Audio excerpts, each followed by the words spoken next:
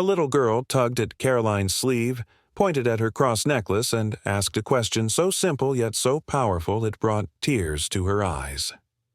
The community center in Lawrenceburg, Tennessee, buzzed with life. The scent of fresh brewed, coffee and warm pastries hung in the air, mixing with the chatter of townspeople who had gathered for the evening's meet and greet. It was the kind of place where neighbors still knew each other by name, where life slowed down just enough for people to truly connect. Karoline Leavitt stood near a folding table stacked with pamphlets, smiling as she shook hands and answered questions. She had always enjoyed events like these, not for the attention but for the conversations, the real, unfiltered stories people shared with her, the quiet moments of honesty that reminded her why she did what she did. As she chatted with an older woman about local schools, she felt a light tug at her sleeve. At first, she thought nothing of it, but the tug came again, persistent, small. She turned, glancing down. A little girl stood there, barely 7 years old, with chestnut curls that framed her round, freckled face. She clutched the hem of her floral dress, her wide brown eyes locked on Karoline's necklace. Karoline crouched down, leveling herself with the child. "Hey there," she said softly, offering a warm smile. "What's your name?" The girl hesitated, then answered just as quietly. "Samantha." "Well, it's nice to meet you, Samantha." The child's gaze didn't waver. Instead, she pointed a small, slightly trembling finger at the delicate gold cross resting against Karoline's collarbone. "What does your necklace mean?" The room around them didn't go silent, not really, but to Karoline, the air shifted. The question was simple, innocent, and yet it carried a weight she hadn't expected. For years, that cross had rested against her skin, close to her heart. It wasn't just a piece of jewelry. It was a reminder, a marker of something bigger than herself. And for the first time in a long time, someone was asking her to explain it. She opened her mouth to answer, but no words came. Instead, her mind took her somewhere else, back to a night she had spent years trying to forget. But some memories don't fade, no matter how much you wish they would. Karoline blinked, still kneeling before the little girl, but her mind was elsewhere, years in the past, in a moment that had shaped her in ways she never imagined. She had been 19, just a freshman at Belmont University in Nashville, excited about her future, but struggling more than she let on. Back then, she was trying to balance classes, 2 part-time jobs, and the nagging feeling that she wasn't good enough, that she didn't belong. Her parents had always raised her in faith, but in that season of her life, it felt distant. She went through the motions, Sunday services, whispered prayers before bed, but it all felt hollow, like she was speaking into an empty room. Then the phone call came. It was just after midnight. The dorm room, dimly lit by the glow of her laptop screen. She had been cramming for an exam when her phone vibrated. She almost didn't answer, but something told her she should. The moment she heard her mother's voice, she knew. Her grandmother, the woman who had taught her how to bake biscuits from scratch, who always smelled like lavender and spoke about faith like it was as real as the ground beneath their feet, was gone. A sudden heart attack. No warning. No goodbye. Karoline barely remembered the next few hours. She only recalled the quiet sobs of her roommate in the background, the icy numbness in her chest, and the suffocating weight of realizing she would never hear her grandmother's voice again. For the first time in her life, she felt truly alone. The next morning, she went through the motions, packed a bag, booked a bus ticket home, but her hands felt disconnected from her body like she was watching someone else live her life. When she arrived at her childhood home, everything felt wrong. Her grandmother's chair sat empty. The air felt heavy, thick with things left unsaid. That night, unable to sleep, she wandered into her grandmother's bedroom. The scent of lavender still lingered, clinging to the blankets and pillows. On the nightstand, a single object caught her eye, a delicate gold chain, the cross pendant resting against the worn pages of a Bible. Her grandmother had worn that necklace every day of her life. Karoline picked it up, her fingers brushing against the cool metal. Something about it stopped her in her tracks. The weight of it in her palm felt different, like it wasn't just jewelry but something more, something she wasn't ready to understand yet. But sometimes, faith finds you before you're ready for it. Karoline stood in the dim light of her grandmother's bedroom, clutching the cross necklace so tightly that the edges pressed into her palm. She expected to feel comfort, but instead she felt anger. How could God take someone like her grandmother, someone so full of love, so steady in her faith, and leave Karoline here, drowning in questions she didn't know how to answer?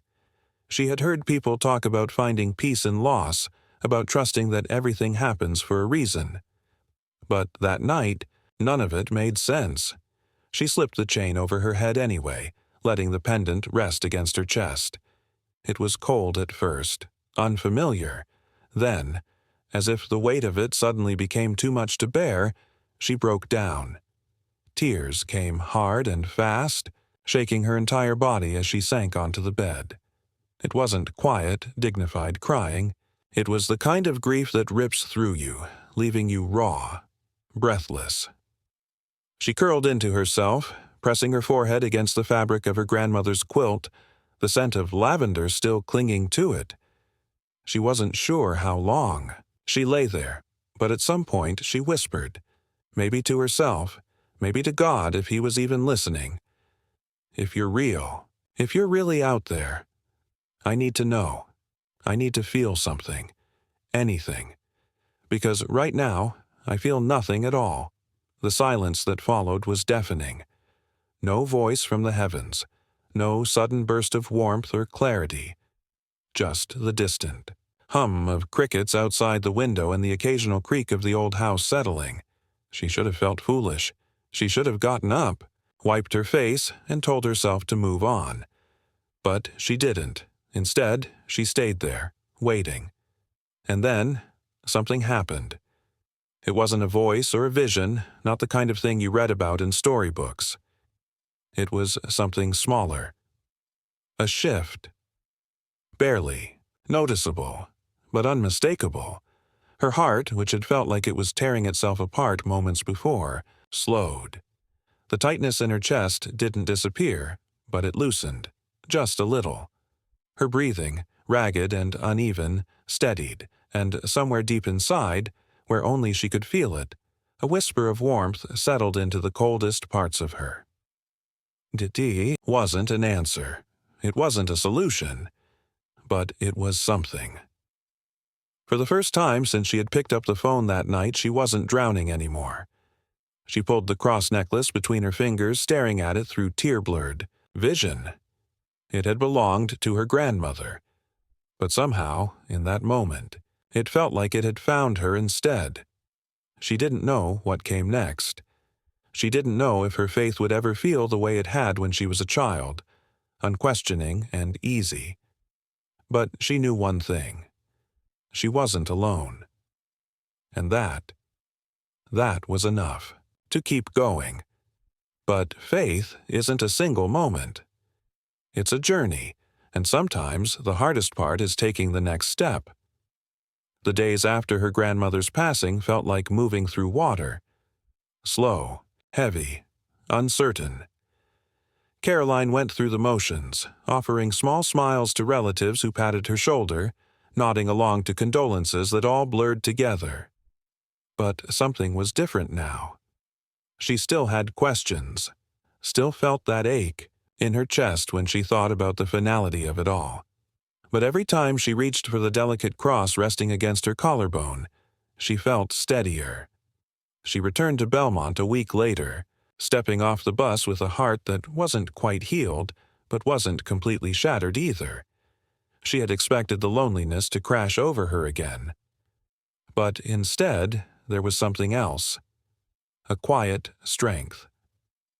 One night, about a month later, Karoline was sitting in the student lounge flipping through pages of a textbook without really reading them.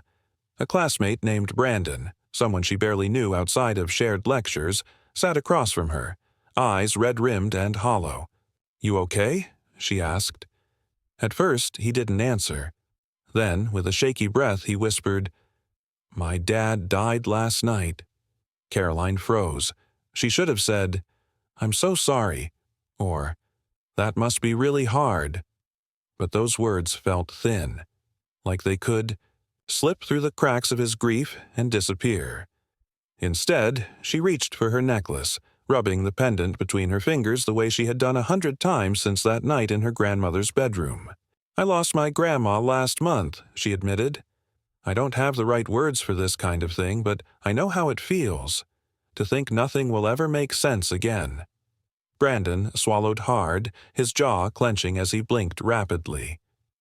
"Yeah," she hesitated, then took off the necklace and held it out to him, his brows knitted together. I can't take that." "You're not taking it," she said softly, "just borrowing it, until you feel like you can breathe again." He didn't say anything, at first, just stared at her, like she had given him something much bigger than a piece of jewelry. Then, with shaking hands, he took it. Karoline didn't know it then, but that moment, that small act of kindness, would be the first of many.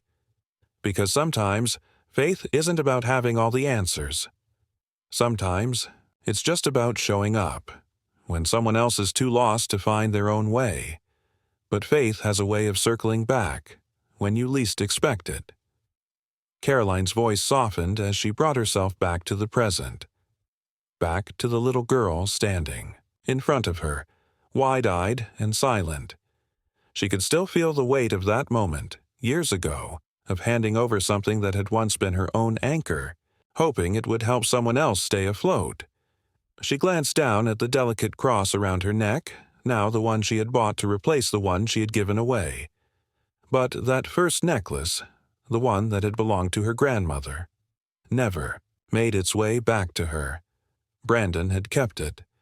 A year after she had lent it to him, he had told her he wasn't ready to give it back yet.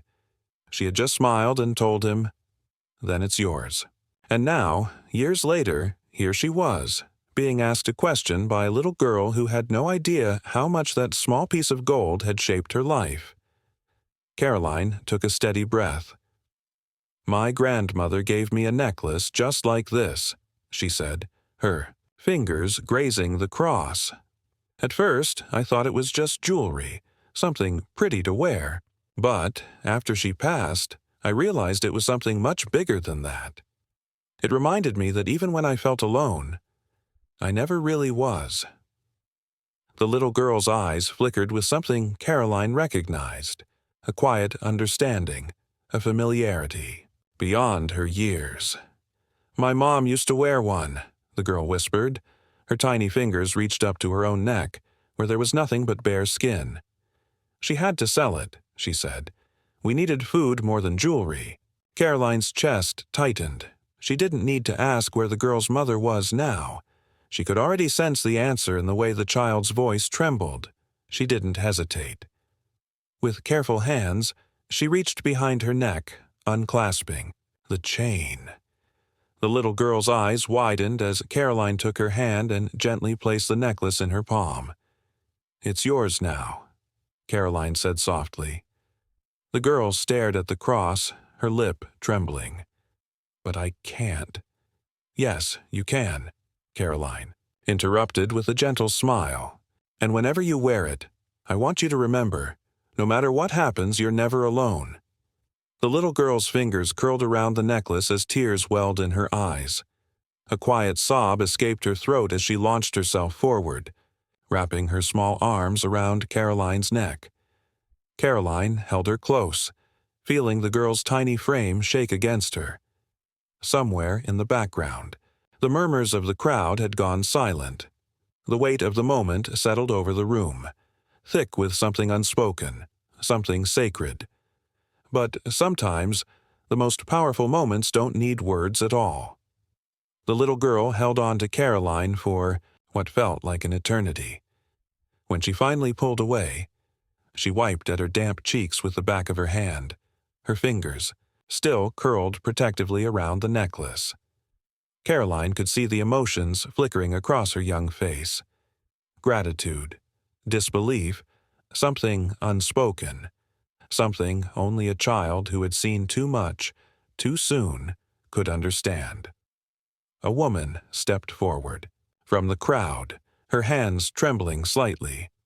Karoline knew before she even spoke. This was the girl's mother.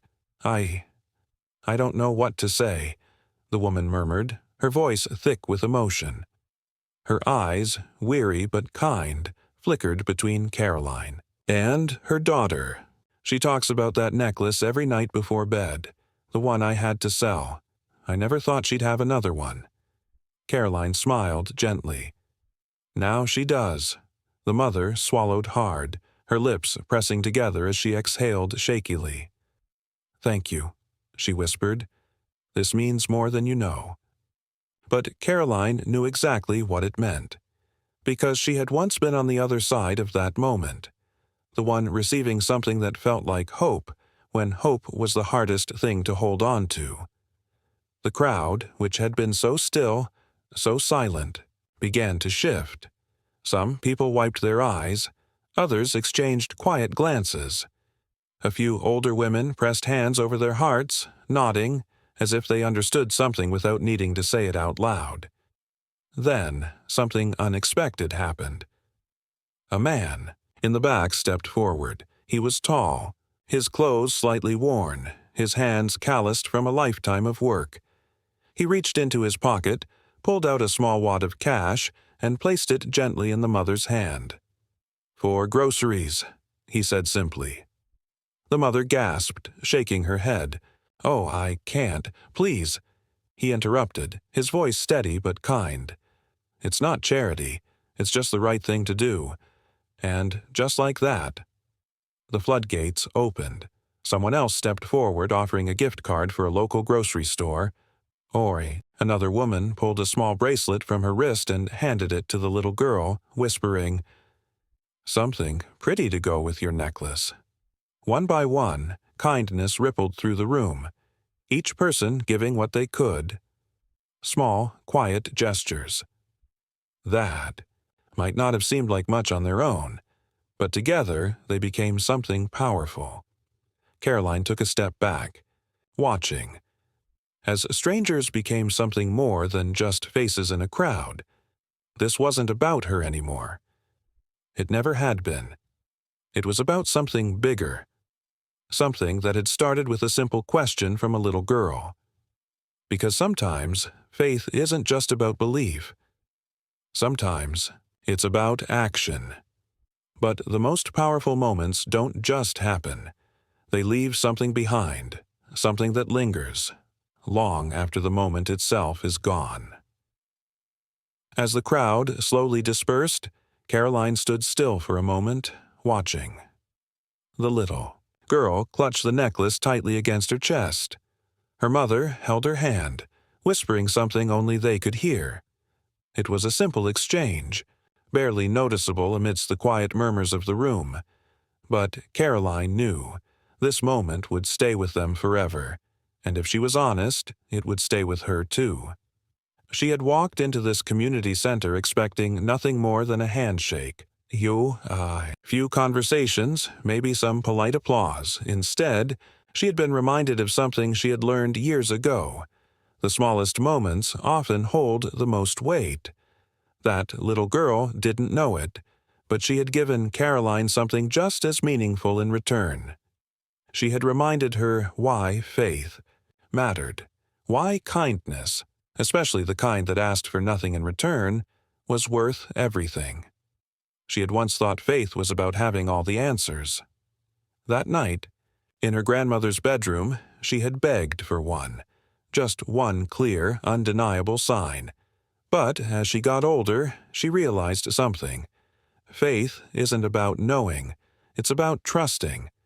Trusting that even in the hardest moments, even when the answers don't come easily, there is still light to be found. And sometimes that light comes in the form of a small hand tugging at your sleeve.